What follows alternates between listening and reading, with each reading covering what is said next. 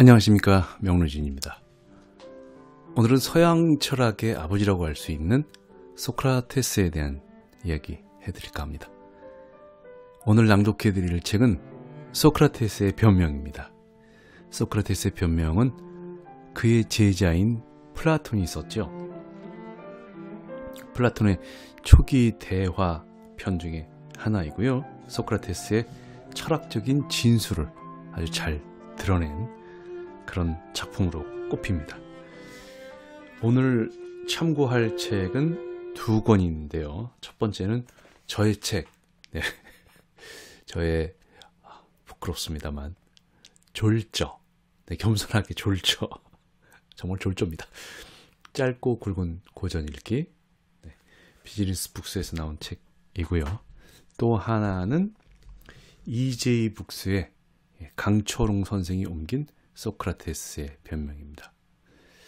이 EJ 북스는 여러분들에게 권해드리고 싶은 그런 시리즈를 많이 출간을 했습니다. EJ 북스 정암학당에서 나온 책인데요. 이 정암학당은 서양 철학, 특히 이 그리스 고대 철학을 공부하는 분들에게는 꼭 필요한 그런 책들을 많이 발간하고 있습니다. 그리스 로마 분야 선생님들이 모여서 공부하고 가르치고 또 그리스어와 라틴어를 배우기 원하는 학생들도 많이 모여 있는데요. 정말 우리 사회에서 그리스어, 라틴어 이거 배워서 어디다 써먹습니까? 정말 힘듭니다.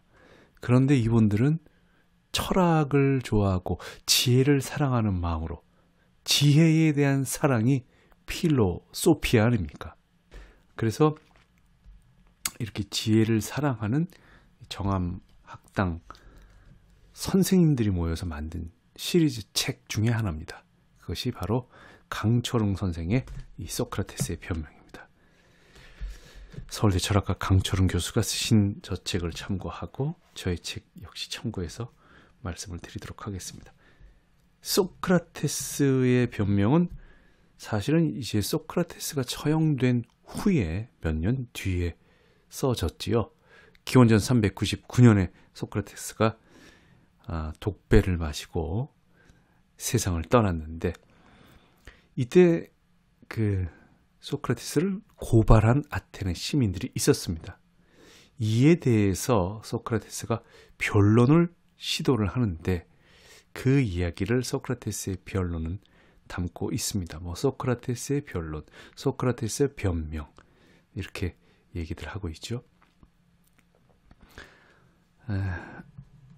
먼저 이 소크라테스의 변명은 시민들의 고발 후의 변론, 그 다음 판결 후의 변론, 사형 선고 후의 변론, 이렇게 3부로 되어 있습니다. 살아서 침묵하기보다는 죽어서라도 아테네 시민들에게 경각심과 깨우침을 주고자 했던 소크라테스 선생의 절절한 독백, 또 고백, 그리고 변론이 잘 살아 있습니다.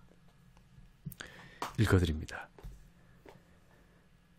아테네 시민 여러분, 나는 여러분을 존경하고 사랑하지만 여러분을 따르기보다는 신을 따를 것입니다. 목숨이 다할 때까지 철학을 가르치고 실천하며 살아가려 합니다. 언제 어디서 누구를 만나든지 이렇게 타이르고 설득할 것입니다. 이 사람아, 자네는 위대한 도시 아테네의 훌륭한 시민이면서 돈벌이나 명예, 지위를 얻는 데만 애를 쓸 뿐 지혜나 진리에 대해서 또는 영혼을 한 단계 도약하게 만드는 멋진 일에 대해서는 어째서 그렇게 신경을 쓰지 않는 건가? 부끄럽지 않나? 방금 읽어드린 대목은 Six Great Dialogues, Six Great Dialogues, 도버 출판사에서 나온 그 영어 판본을 제가 번역한 것입니다. 이런 글을 읽으면, 이런 글을 들으면 정말 인생을 다시 한번 생각하게 됩니다. 지금으로부터 2400년 전 아테네에 살았던 못생긴 노인 철학자 소크라테스. 그는 아테네 시민들에게, 특히 청년들을 만나면 이렇게 외쳤습니다. 자네, 내가 돈 버는 방법을 알려주겠네. 아닙니다. 자네, 내가 국회의원 선거에 나가서 꼭 당선되는 법을 알려주겠네. 아닙니다. 그는 재테크에도 관심이 없었고요. 정치에도 관심이 없었습니다. 그가 관심 있는 것은 오직 지혜였습니다. 이 지혜만이 인간을 영원히 구원할 수 있다고 믿었기 때문이죠. 이렇게 말해주는 사람들이 우리 곁에 있었으면 좋겠습니다. 이 사람아, 자네는 위대한 국가 대한민국의 훌륭한 국민이면서 어째서 돈벌이와 명예, 지위를 얻는 데만 애를 쓰고 지혜나 진리에 대해서 또는 영혼을 한 단계 도약하게 만드는 멋진 일에 대해서는 어째서 그렇게 신경 쓰지 않는 건가? 부끄럽지 않는가?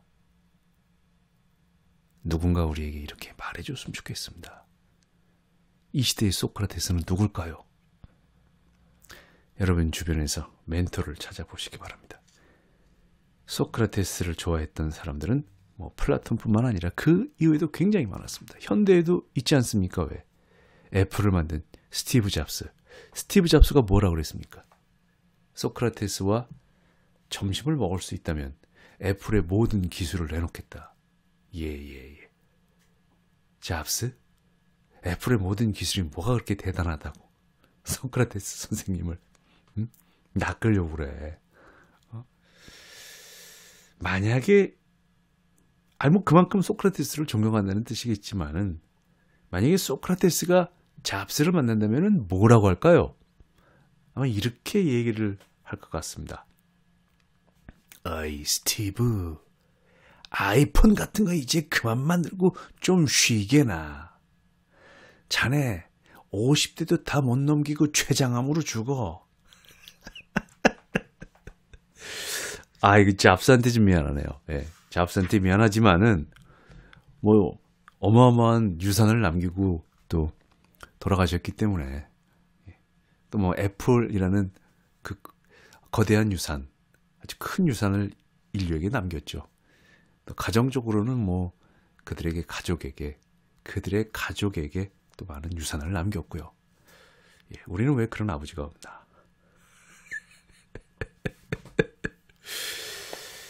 자, 이 소크라테스가 서양 철학에서 중요한 이유는요. 소크라테스 이전에는 자연 철학이라고 그래서 우주는 뭐로 이루어져 있나, 이런 거 있잖아요. 물, 불, 공기, 이런 것들, 이런 걸로 이루어져 있다. 이게 굉장히 중요한 주제였습니다. 그런데 소크라테스에 와서야 결국은 인간이란 무엇인가? 우리가 아는 것이 무엇인가? 우리가 아는 것을 아는 것이라고 할 수 있는가? 이런 문제에 집중을 하게 됐죠.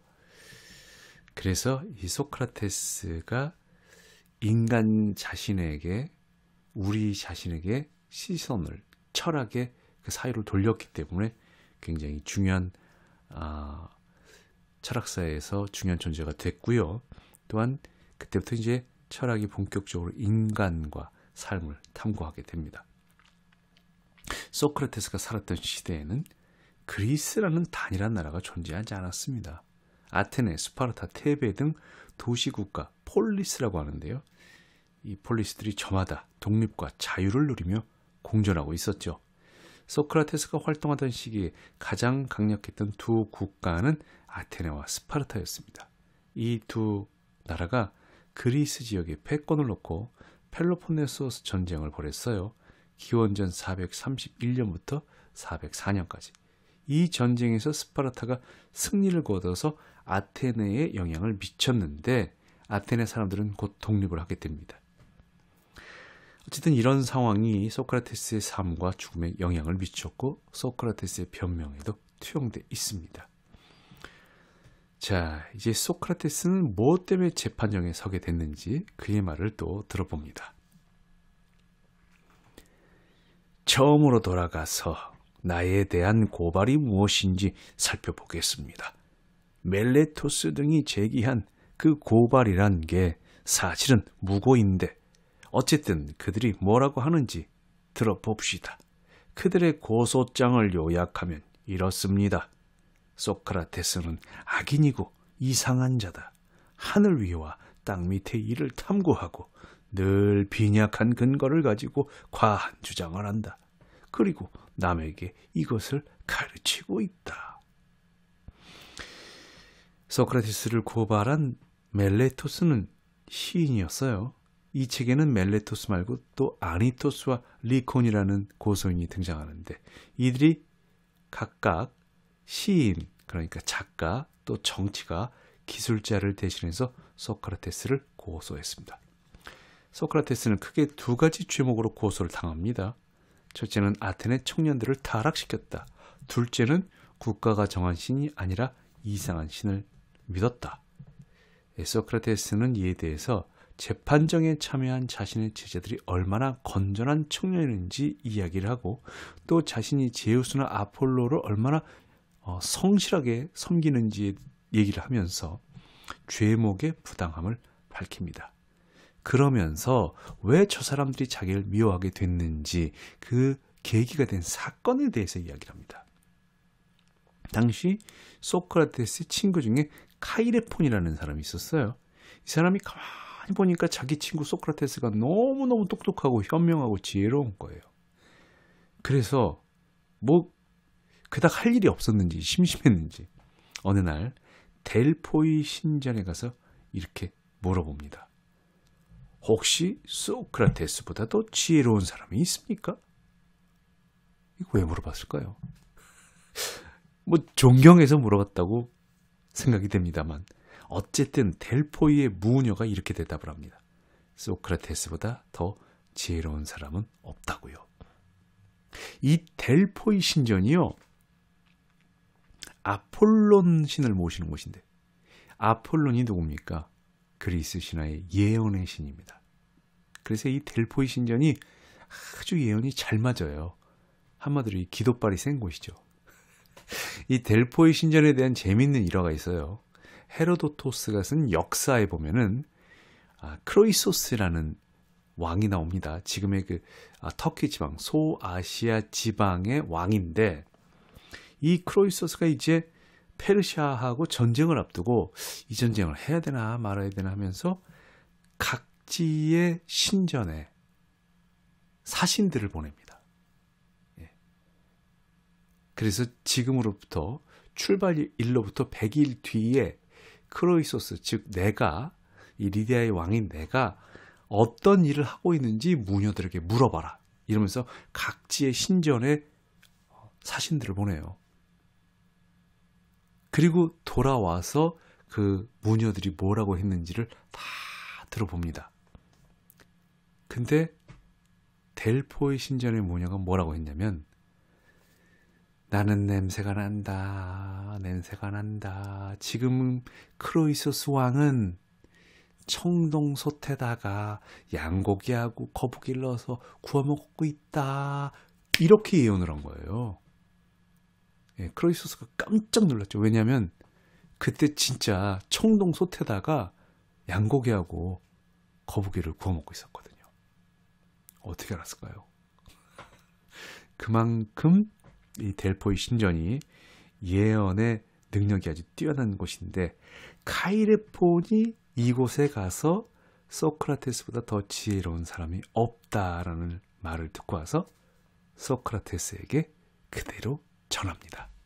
이 말을 들은 소크라테스는 과연 어떤 반응을 보였을까요? 그 이야기는 소크라테스의 변명 두 번째 시간에 계속됩니다. 지금까지 명로진 TV의 명로진이었습니다. 오늘 소크라테스 변명 그 첫 번째 이야기 여기서 마칩니다.